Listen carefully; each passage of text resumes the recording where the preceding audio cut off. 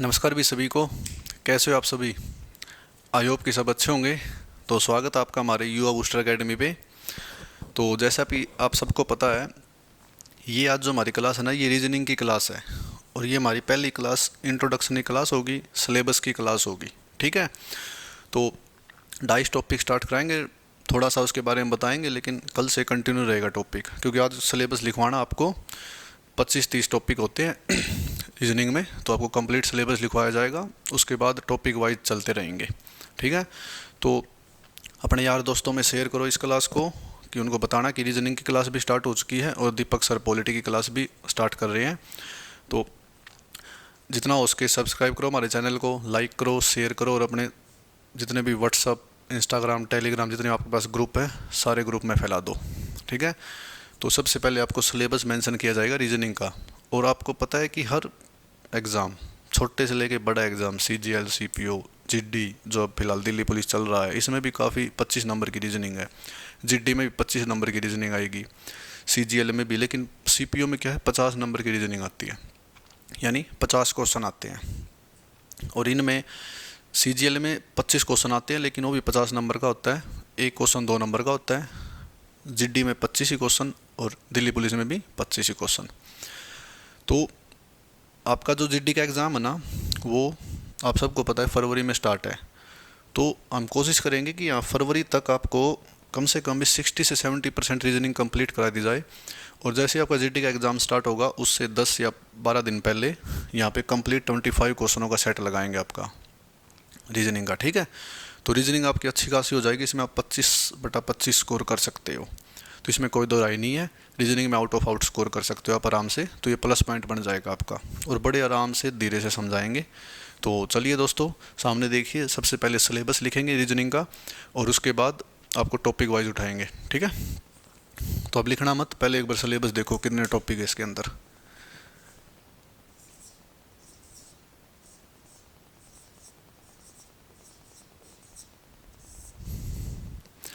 ये हमारा सिलेबस। और फर्स्ट टॉपिक लिखो जो हम आज स्टार्ट करेंगे, डाइस। ठीक है। सेकंड होगा हमारा क्लॉक।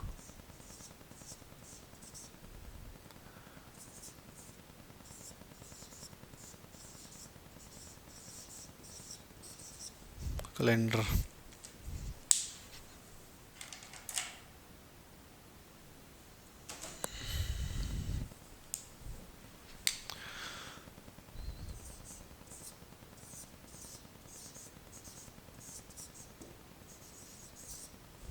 Counting figure. क्या हो रहा है? सारे मार्कर।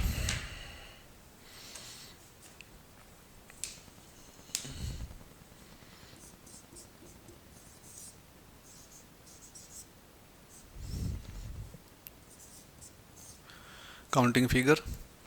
इसके बाद आएगा भाई अल्फ़ाबेटिकल सीरीज।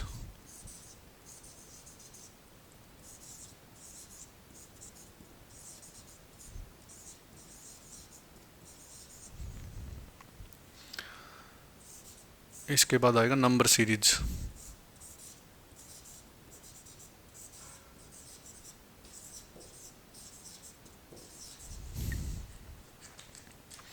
ठीक है। इसके बाद आएगा लेटर सीरीज।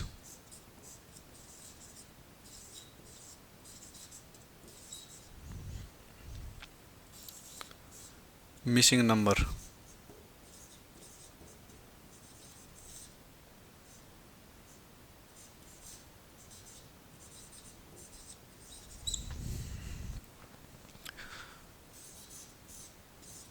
Coding decoding.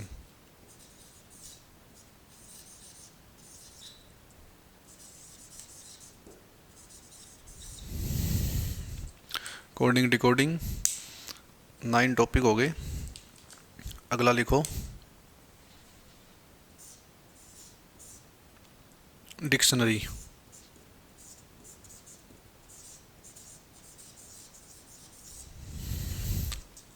ये 10 टॉपिक हो गए। बाकी के टॉपिक इस साइड लिखेंगे और इस साइड लिख देंगे, ठीक है। तो 10 टॉपिक ये हो गए भाई। अब देखो 11 topic, pair information.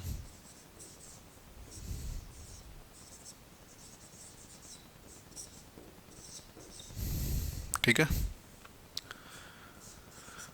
12th, order and ranking.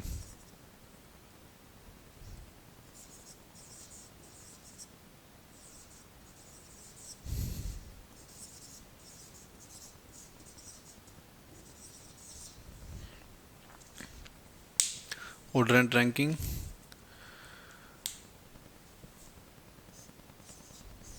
Age. Age जो ना, एज का जो टॉपिक है वो मैं मैथ में भी कराऊंगा, लेकिन कई बार क्या होता है कि ये रीजनिंग में पूछ लिया जाता है, लेकिन चीज़ सेम रहती है। जैसे ए और बी की एज का डिफरेंस है, मतलब रेशो ये है, 5 साल बाद उनका रेशो ये हो गया, तो बताओ ए की एज प्रेजेंट में क्या है या बी की एज क्या है, तो उस हिसाब से क्वेश्चन बनते हैं। तो ये वहाँ भी कराऊंगा और यहाँ भी कराऊंगा। अगला टॉपिक लिखिए, order ranking, age, direction and distance.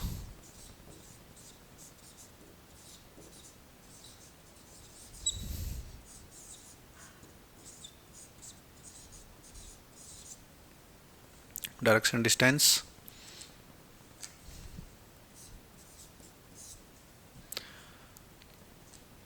Pair information, direction and distance. इसके बाद जो होगा हमारा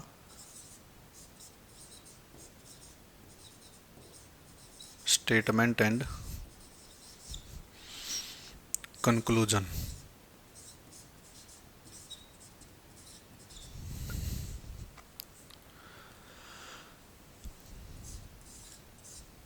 इसके बाद स्टेटमेंट एंड आर्गुमेंट्स। तो इसको लिख देते हैं थोड़ा।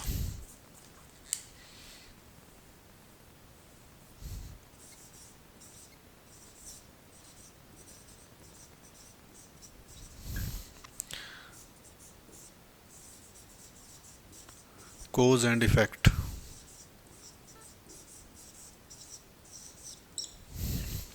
ठीक है। कोज एंड इफेक्ट 17 टॉपिक हो गए।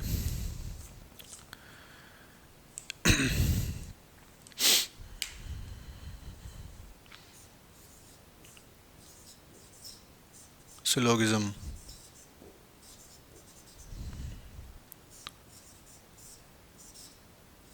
वेन डायग्राम,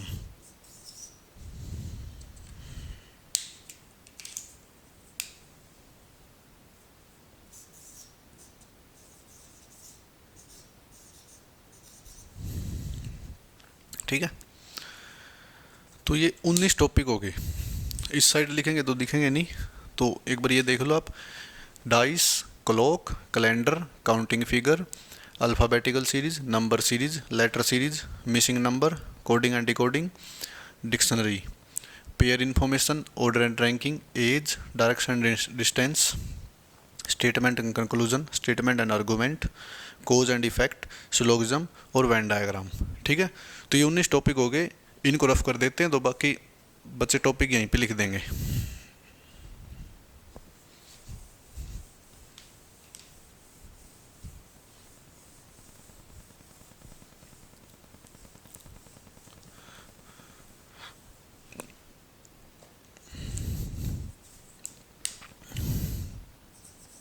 20 लिखिए, पजल।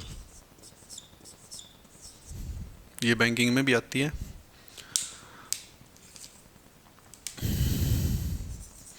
21, seating arrangement.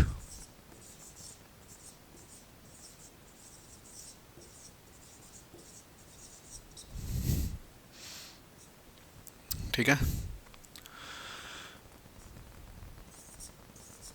22 टॉपिक कौन सा है?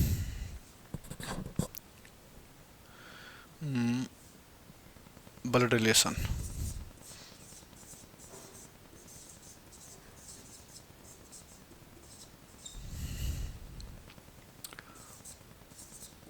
23। दो टॉपिक और रह गए, 25 टॉपिक थे। ठीक है, तो दो टॉपिक कौन से?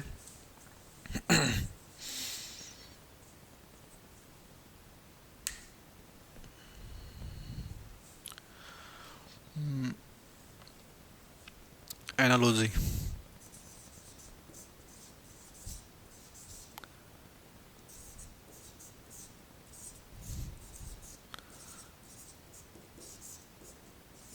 क्लासिफिकेशन, और जो हमारा 25वां टॉपिक है वो भाई equality and inequality.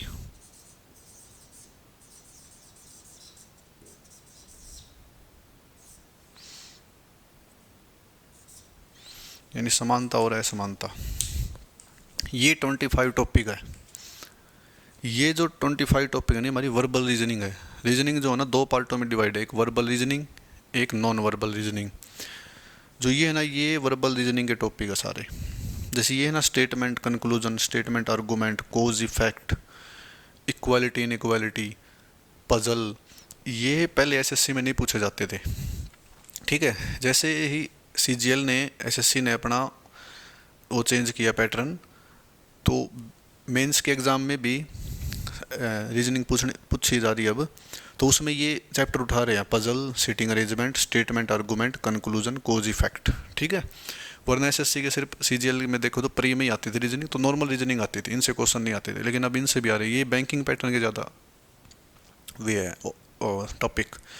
Statement conclusion, statement argument, cause effect, seating arrangement और पजल, और इक्वालिटी इनइक्वालिटी।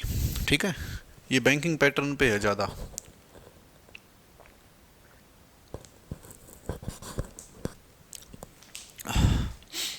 तो इनको भी कराएंगे। ये बड़े ध्यान से समझना है तीनों topic, statement conclusion, statement argument और कोज इफेक्ट। ये दिखने में एक जैसे ही होंगे, क्वेश्चन आएंगे ना तो आप कहेंगे सर ये तो अभी तो पढ़ा था, एक जैसा ही क्वेश्चन है, लेकिन इनके मीनिंग अलग अलग है। तो जब इनको डिफाइन करेंगे, बड़े आराम से डिफाइन करेंगे। ये लॉजिकल बेस क्वेश्चन टॉपिक है तीनों। इसमें कोई ज़्यादा ट्रिक वगैरह, फॉर्मूले वगैरह कुछ नहीं लगेंगे। हमारा लॉजिक लगेगा कि हमारा माइंड क्या कहता है। ठीक है, जैसे एग्जामिनर एक स्टेटमेंट देगा तो पूछेगा भी ये तर्क सही है या नहीं है, अपने हिसाब से बताओ। तो ऑप्शन में देगा सही है, नहीं है, मतलब आपको पढ़ के बताना कि आप माइंड क्या कहता है कि ये हमारे समाज के लिए या हमारे देश के लिए सही है या नहीं है। ठीक है, तो उस हिसाब से बताना है। तो ये सारी वर्बल रीजनिंग थी, उसके टॉपिक है 25। अब आते हैं नॉन वर्बल रीजनिंग के, उसमें भी 5 से 6 टॉपिक है।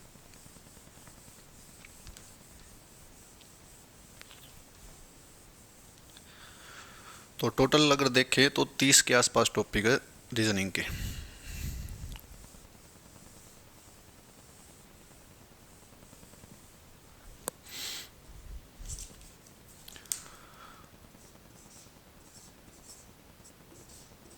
Non verbal.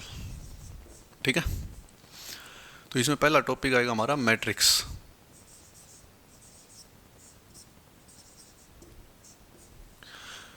तो जो ये टॉपिक है ना मैट्रिक्स, ये 2 या 3 सालों से एसएससी में नहीं आ रहा फिलहाल। ठीक है, लेकिन सिलेबस में मेंशन है, तो हम इसको करेंगे। क्या पता आने वाले अपकमिंग एग्जाम्स में एसएससी पूछ ले। एसएससी का कोई भरोसा नहीं, कुछ भी क्वेश्चन उठा के पूछ सकती है। बाद में हम कोई ऑब्जेक्शन थोड़ी कर सकते हैं, क्योंकि कहेगी हमने तो सिलेबस में मेंशन कर रखा था। ठीक है, तो इसको भी बताएंगे आपको, क्योंकि पहले ये इसके 2 क्वेश्चन फिक्स थे। इसके बाद है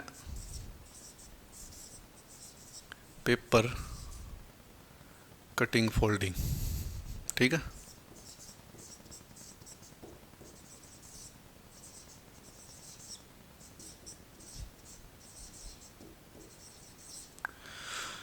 paper cutting and folding, then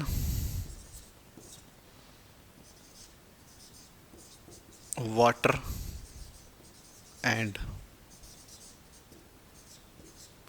mirror image. ठीक है, वाटर और मिरर इमेज ये फिक्स है, ये एग्ज़ाम में आते ही आते हैं। इसके अलावा एम्बेडेड फिगर,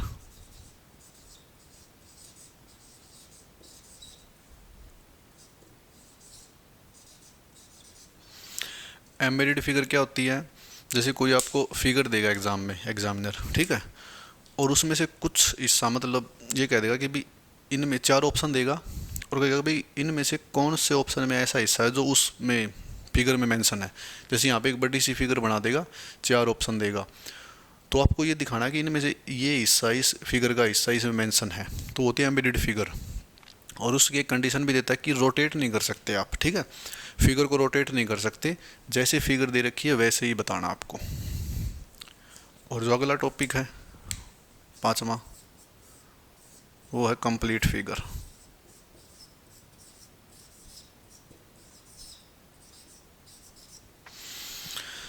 ठीक है, कंप्लीट फिगर का मतलब क्या होता है, जैसे एक फिगर देगा एग्जाम वाला, वो एक पार्ट, जैसे ये नीचे वाला पार्ट निकाल लेगा उसका, तो उसको ऑप्शन में डिवाइड कर देगा, चार ऑप्शन देगा, तो उसमें से आपको ये बताना कि कौन सा पार्ट यहाँ पे सही सेट होगा, ठीक है, तो कौन सा पार्ट ऐसा है जो उसको यहाँ पे लगाने के बाद ये फिगर कंप्लीट हो जाएगी। तो ये क्वेश्चन अब दिल्ली पुलिस में भी आ रहे हैं, वाटर मिरर इमेज भी, एम्ब्रिड फिगर भी, कंप्लीट फिगर भी और कटिंग फोल्डिंग भी, बस ये नहीं आ रहा अभी फिलहाल, ठीक है। तो ये चारों अब दिल्ली पुलिस में आ रहे हैं, कम से कम भी 4 से 5 क्वेश्चन आ रहे हैं इनसे मिला के।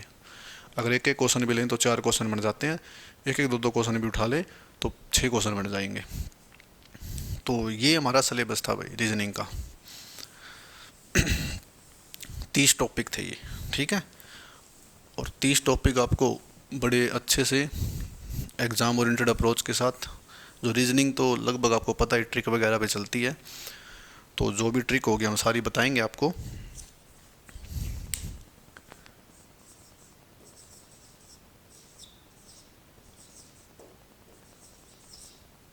रीजनिंग तो जो भी चीज़ होगी सारी बताई जाएगी, ट्रिक वगैरह होगी या कोई डायरेक्ट अप्रोच होगी, क्योंकि क्वेश्चन भी सेम पैटर्न पे होते हैं लगभग। लेकिन जो सबसे ज़्यादा दिक्कत होती है आजकल कोडिंग डिकोडिंग में हो रही है बच्चों को, क्योंकि कोडिंग डिकोडिंग के फिक्स पैटर्न होते हैं 7 से 8, लेकिन उसके अलावा भी आजकल एग्जामिनर नए नए पैटर्न उठा रहा है, प्लस माइनस का मतलब, जैसे कोई हमें दे दी एक सीरीज़ दे दी कोडिंग की, आंसर बताना उसका, तो जो उसका नंबर है जैसे n है उसका अपोजिट, और उसमें 2 से मल्टीप्लाई करके -1 कर रहा है, तो वो इतना बड़ा लॉजिक बना रहा है एग्जामिनर। एग्जामिनर तो कुछ भी बना सकता है, हमें हर तरीके से तैयार रहना है, तो आपको हर तरीके से यहाँ पे तैयार किया जाएगा, ठीक है। तो एडिंग डाल लीजिए डाइस, लेकिन समझना है, सिर्फ लिखना नहीं है, ठीक है। डाइस, अगर इसको हिंदी में कहे तो पासा, ठीक है। आप लोगों ने सुना भी होगा, देखा भी होगा ये, और खेलते भी होगे आप, लूडो खेली होगी आपने, तो उसी को बोलते हैं डाइस, वो गिट्टा होता है ना उसका, उसमें 1 से लेकर 6 तक नंबरिंग होती है, तो उसको डाइस बोलते हैं। वो एक क्यूब की फॉर्म में होता है, वैसे तो क्यूब की फॉर्म में भी लिख सकते हैं इसको, और उसमें 1 से लेकर 6 तक नंबरिंग होती है, ठीक है, यानी 1 to 6 ये नंबरिंग होती है भाई। जैसे एक डाइस अगर हम बनाएं आपके सामने,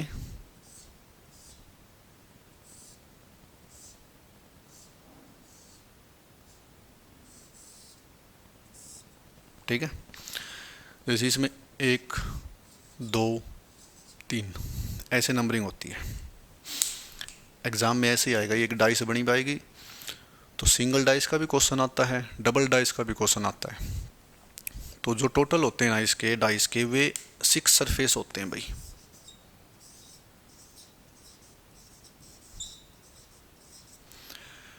सतह है, सरफेस को कहते हैं सतह है, जैसे एक तो ये है, एक ये और एक ये।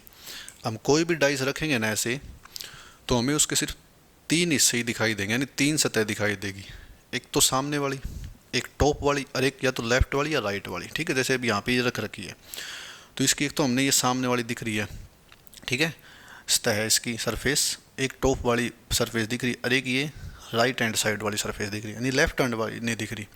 तो 3 सरफेस देखेंगे, हमेशा 3 सरफेस दिखते हैं, तो इसके सरफेस लिख लो आप, टोटल कितने, 6, और कौन कौन से होते हैं ये भी लिखो। पहला होता है टॉप सरफेस,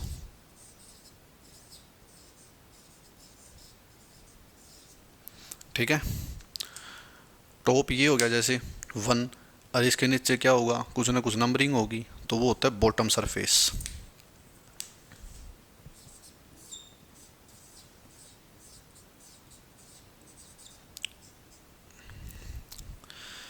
इसके बाद आता है, जैसे ये राइट हैंड साइड सरफेस है, ये लेफ्ट हैंड साइड सरफेस, तो ये है राइट साइड सरफेस भी बोल देते हैं इसको, ठीक है। और एक लेफ्ट साइड सरफेस। 4 हो गए, 2 और बच गए। 2 कौन से?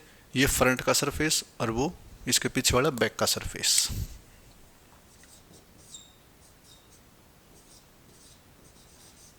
फ्रंट सरफेस, बैक सरफेस, ये 6 सरफेस होते हैं एक डाइस पे, ठीक है।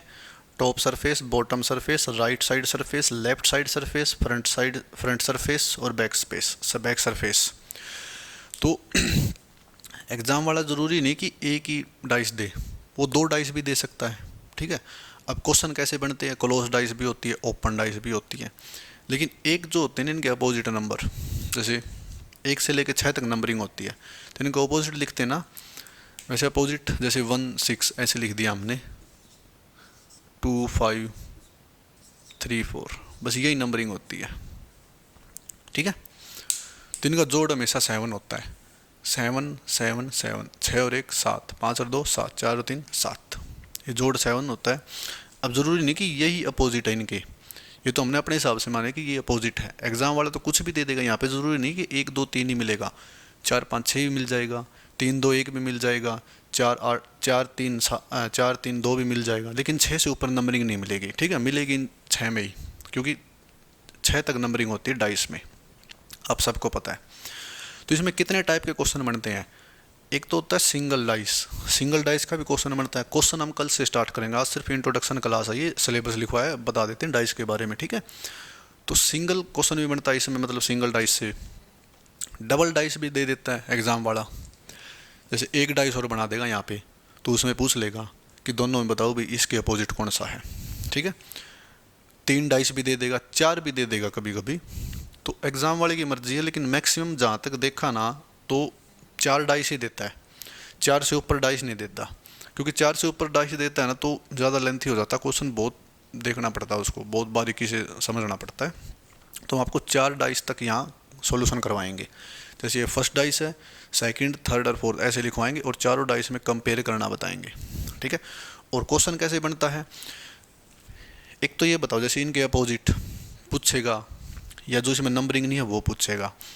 एग्ज़ाम वाला जैसे आपको 2 डाइस देगा, 1 डाइस और यहाँ पे सेकंड डाइस, ठीक है। तो ये पूछेगा कि भाई जैसे इसमें नंबरिंग क्या है कि 3 के अपोजिट कौन सा नंबर होगा, ये पूछेगा। और एक बात फिक्स रहेगी कि जो दो डाइस बनेगी ना, 1 और 2, इनमें एक नंबरिंग है ना, एक नंबरिंग वो हमेशा सेम मिलेगी, या तो 3 दोनों में मिलेगा, या 2 दोनों में मिलेगा, या 1 दोनों में मिलेगा, वो हमेशा सेम रहेगा, ठीक है। उसके बाद फिर हम उसको आपको बताएंगे कि जल्दी से कैसे करना है, विदाउट पेन भी कैसे करना आपको। और अगर कोई बिगनर बच्चा तो एक बार पेन भी उठा लेगा एग्ज़ाम में, तो भी जल्दी बता देंगे। अगर पेन से उठा के आप लिख के करोगे ना, तो भी आपका माइनर से माइनर 7 से 8 सेकंड में सॉल्यूशन आ जाएगा। अगर आप विदाउट पेन करते हो तो 2 सेकंड में आंसर आ जाएगा बस, ठीक है। तो ये डाइस के बारे में हमने आपको बताना था कि ऐसे ऐसे क्वेश्चन बनते हैं, क्लोज डाइस के क्वेश्चन बनते हैं, ओपन डाइस के बनते हैं। तो धीरे धीरे कल से क्वेश्चन स्टार्ट करेंगे, तो जैसे जैसे क्वेश्चन आएंगे, जैसे क्लोज डाइस आएगी, ओपन डाइस आएगी, आपको इन्फॉर्म कर दिया जाएगा कि ये क्लोज डाइस है, ये ओपन डाइस है। डाइस को बंद भी करना आता है, ठीक है। तो ये टोटल 6 सरफेस होते हैं, 1 से 6 तक नंबरिंग होती है, ऐसे डाइस बनी होती है एग्जाम में, ठीक है। डाइस को पासा बोलते हैं, क्यूब की फॉर्म में होता है ये, ठीक है। तो ये इंट्रोडक्शन क्लास थी, आज हम इतना ही रखेंगे इस क्लास को, इंट्रोडक्शन क्लास को। तो कल से जो हमारी क्लास कंटिन्यू रहेगी, और जो हमारी टाइमिंग रहेगी ना, वो लगभग 3 बजे रहेगी, ठीक है। तो 3 बजे के आसपास हमारी क्लास आ जाएगी। सुबह 9 बजे के आसपास हमारी क्या कहते हैं उसको, अलजेब्रा क्लास आएगी। जैसे आप सबको पता है कि बेसिक अलजेब्रा हमारा ख़त्म हो चुका है। कल जो हमारी क्लास आएगी एडवांस अलजेब्रा की आएगी, तो उसमें अपने यार दोस्तों को बताना, एडवांस अलजेब्रा बिल्कुल अच्छे से कराएंगे आपको, ठीक है। तो ये हमारी रीजनिंग की फर्स्ट क्लास थी, इंट्रोडक्शन क्लास। तो आप बताना कैसी लगी हमें, हमारा सिलेबस देखना, हमने 30 टॉपिक लिखवाए। अगर कोई एक टॉपिक, दो टॉपिक बच गए होंगे तो अपनी तरफ से आप कमेंट कर देना कि सर ये टॉपिक नहीं लिखवाया, तो वो टॉपिक भी ऐड कर देंगे। लेकिन जहाँ से क्वेश्चन उठते हैं बार बार मोटे मोटे टॉपिक, वे हमने सारे यहाँ पे मेंशन कर दिए थे। ठीक है, तो चलिए दोस्तों, मिलते हैं अगली क्लास में। और अपने दोस्तों में शेयर करना है, बताना कि रीजनिंग भी स्टार्ट हो चुकी है और वहाँ से जीएस भी स्टार्ट हो चुकी है। दीपक सर जीएस के लेक्चर लेंगे, मैं रीजनिंग और मैथ पढ़ा रहा हूँ। ठीक है, तो दीपक सर भी मैथ और पॉलिटी पढ़ा रहे हैं। तो धीरे धीरे आपको सारी फैकल्टी से हम पढ़ने को मौका मिलेगा। जैसे अभी आने वाले टाइम में हम साइंस की फैकल्टी और हिस्ट्री की फैकल्टी भी ले आएंगे। तो एक ही प्लेटफॉर्म पे फ्री ऑफ कॉस्ट, कोई रुपया नहीं, कोई चार्ज नहीं, आपको कंप्लीट सिलेबस मिलेगा और डिटेल मेथड मिलेगा। ठीक है, बिल्कुल एग्जाम ओरिएंटेड अप्रोच। ये नहीं है कि डायरेक्ट बता दिया कि ये आया तो ये कर लो, नहीं, बिल्कुल एग्जाम ओरिएंटेड अप्रोच मिलेगी एक ही प्लेटफॉर्म पे और डिटेल मेथड मिलेगा। पूरा कंप्लीट सिलेबस यूट्यूब पे मिलेगा नहीं आपको। ठीक है, आप कहीं ढूंढ लेना, पूरा कंप्लीट सिलेबस और डिटेल मेथड, सब क्वेश्चन लगवाते देखेंगे। ठीक है, क्वेश्चन लगाओ, पहले डिटेल समझाएंगे आपको, उसके बाद हम क्वेश्चन भी लगवाएंगे। यानी पहले आप पूरा सिलेबस करवाएंगे आपका, कम से कम भी अप्रैल या मई में जाके हमारा कंप्लीट सिलेबस होगा। उसके बाद फिर 1 महीने के बाद सीपीओ है जून में, तो तब तक आपका सेट लगवाएंगे 25 क्वेश्चन 50 क्वेश्चन मैथ के और 50 क्वेश्चन रीजनिंग के। ठीक है, तो अपने दोस्तों में शेयर करो, हमारे चैनल को जल्दी जल्दी सब्सक्राइब कराओ, हमारा वॉचिंग टाइम कंप्लीट करो, तो ताकि हम लाइव आके यहाँ पे पढ़ा सकें आपको। तो यही आशा कर रहे हैं कि जो हमारा अगला टॉपिक होगा ना, ट्रिग्नोमेट्री स्टार्ट हो 10 या 12 दिन बाद, तब तक आप हमारे सब्सक्राइब कंप्लीट कर दो और हम यहाँ पे लाइव आके पढ़ाएं। ठीक है, तो चलिए दोस्तों, मिलते हैं नेक्स्ट क्लास में डाइस के साथ। Have a nice day, thanks for watching.